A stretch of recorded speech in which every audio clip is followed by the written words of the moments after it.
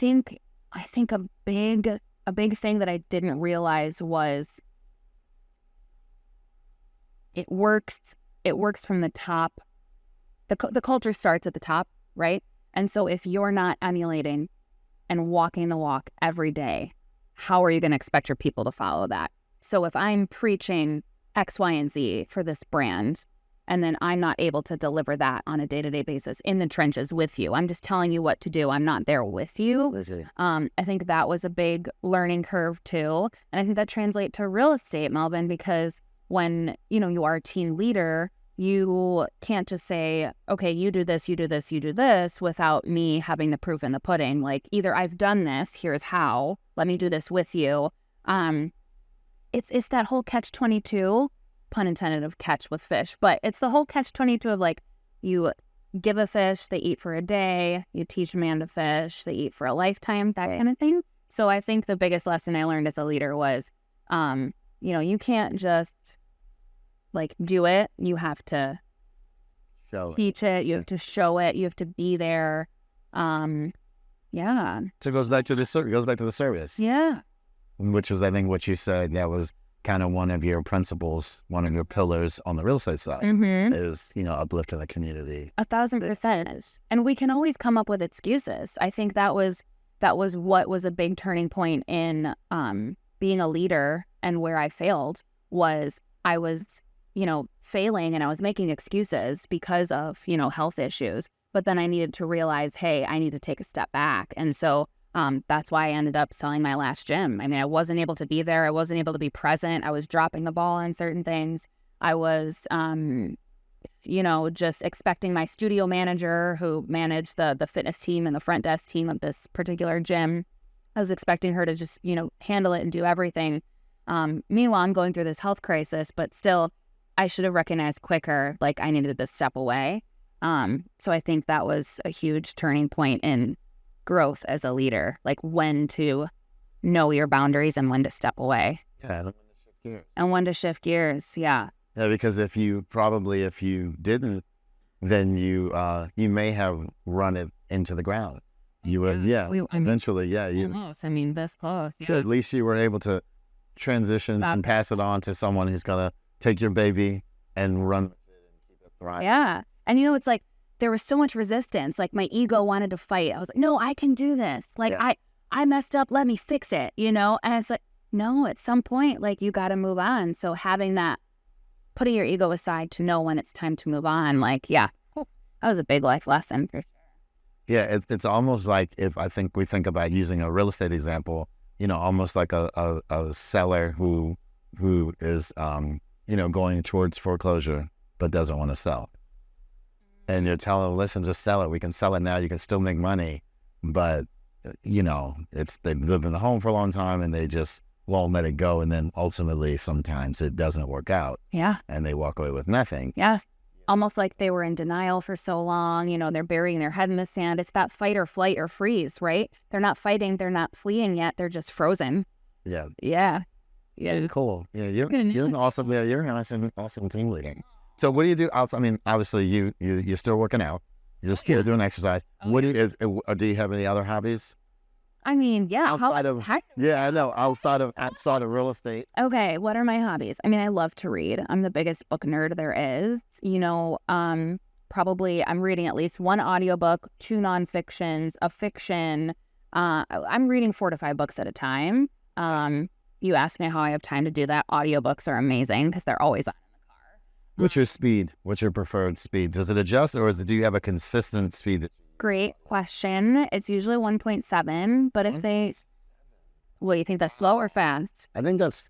You think that's fast? Oh my gosh. My fiance listens at 2.0, so 2 times the speed, and I think that's insane. My brain can't even process that. I used to do 1.5. Okay. But I found that I enjoy the book a lot more at 1.2. At 1.2. Okay. That's kind of mine. But it does take, obviously it takes longer. Oh, yeah. And I will say, if the narrator has a British accent, I have to slow it down. Okay. I can't listen to the fat British accent. Yeah. It's too much for my brain. Right. That's funny. So you're avid reader. Love to read. Love to water ski. Big water skier. Okay. Yeah. Then Snowboarding is great, but I got a big scar here from snowboarding, so we're gonna like take a little Take a break. Is that recent? Yeah. Yeah, this is from well, the break was from 2016, but I had surgery on it in 2020. So Okay. Yeah. Snowboarding. yeah, the break healed, but it had so much scar tissue going on that they had Had to clean it up.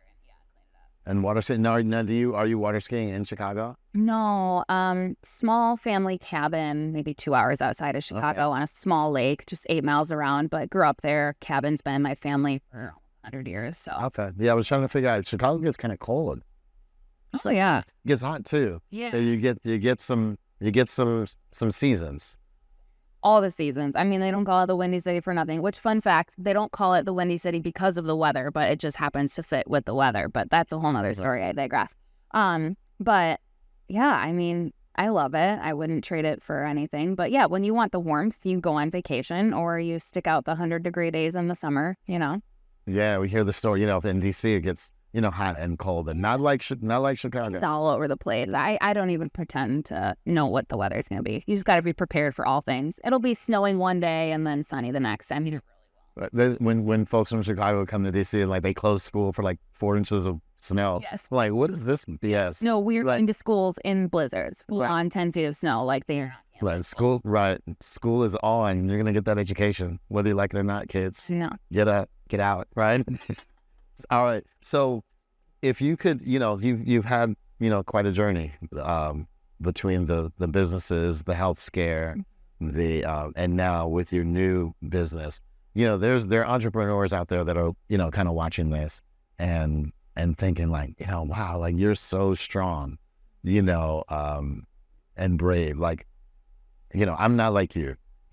What would you say to that person that is either thinking about starting a business or maybe they're in a business now that maybe is not thriving, or maybe not a business at all. Maybe they're struggling in a relationship or trying to finish school or whatever that journey is for them, and they're thinking about maybe quitting or I'll just do something else.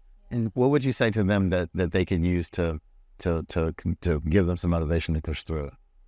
I would tell them, unless you are relentless in your pursuit for, whatever your passion is, whatever your business is, you will find excuses, and those excuses will get in the way, just like my last business. And I just, if you're out there and wondering like, where do I go? What do I do from here? Or like you said, you're just starting. I think you have to just be relentless in the pursuit of, this is what I want. This is my why. We've all heard your why should make you cry. So unless you are truly in it for something deeper than just the money or just for, gold stars on the wall or awards, like you have to be in it for a very specific and deep passion.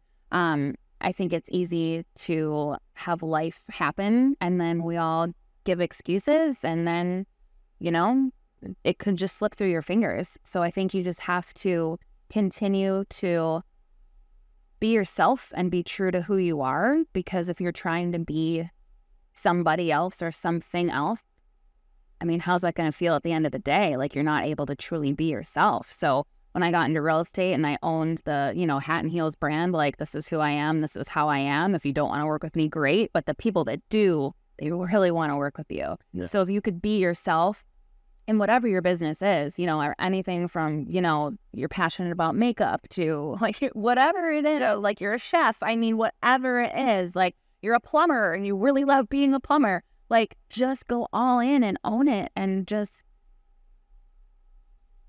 do it. I mean, sorry, Nike, I didn't mean to take Logan, but like, let's go. Like, just be you, do you, and it can just be money, right? Because we know that doesn't work either. And they say, oh, I really want to do this because of the money. There's so much money to be made in XYZ business. I'll do it for that reason. That's not enough, we find. Well, it's not. And sure, money is the underlayer of the real reason, and you think that's the underlayer, but it's not. Then there's actually layers beneath the money. So yeah, you want money, but what do you want the money for? Do you want the money to buy your mom a house because your mom's been taking care of you her whole life and she you want to buy her a new house, or, you know, you have nieces and nephews that count on you and you have to take care of them, or your children or your dog, you know, whatever. It's always, it's not just the money, but where's the money going? So if you're thinking in your head, oh yeah, well, I just want to do this to make money. Well, your first question is, well, why do I want the money? Or even better, what is the money for? Right. And that will help you get to your true why. And, you know, it goes deeper than the why. You have to talk about the how. You know, there's people with great whys out there, but they're total assholes. It's like, okay, great. So that you have a great why, but then how are you going to get it done? How are you going to do it? And that's where it comes in. You're going to do it by being yourself and by attracting the people that want to work with you because you're being you, you know? I'm not here trying to be Melvin. I'm not here trying to be Sally over here. I'm here being me.